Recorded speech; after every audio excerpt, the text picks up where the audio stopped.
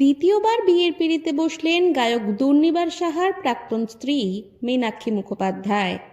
মীনাক্ষী ঋজ্জিত রায়চৌধুরীকে জীবনসঙ্গী হিসেবে বেছে নিয়েছেন। এই ঋজ্জিত রায়চৌধুরী আবার দুর্নিবারের বর্তমান স্ত্রী ওয়েন্ড্রিলার প্রাক্তন প্রেমিক। দুর্নিবার সাহা ও মীনাক্ষী মুখোপাধ্যায়ের সামাজিক বিয়ে হয়েছিল 2021 সালে। যদিও তার আগেই তারা রেজিস্ট্রি বিয়ে সারেন এবং একসঙ্গে সংসার শুরু করেন। বিয়ের বছর ঘুরতেই দুজনের বিচ্ছেদ হয়। এরপর 2023 সালে ওয়েন্ড্রিলাকে বিয়ে করেন দুর্নিবার। বর্তমানে দুর্নিবার ও ওয়েন্ড্রিলার একটি পুত্র সন্তানও রয়েছে। দুর্নিবারের সাথে বিয়ের সময় কোনো রাগঢাক ছিল না, কিন্তু মীনাক্ষী এবার যেন অনেক বেশি সংযত। তার ব্যক্তিগত সম্পর্ক নিয়ে সোশ্যাল মিডিয়ায় বিন্দুমাত্র আভাস নেই।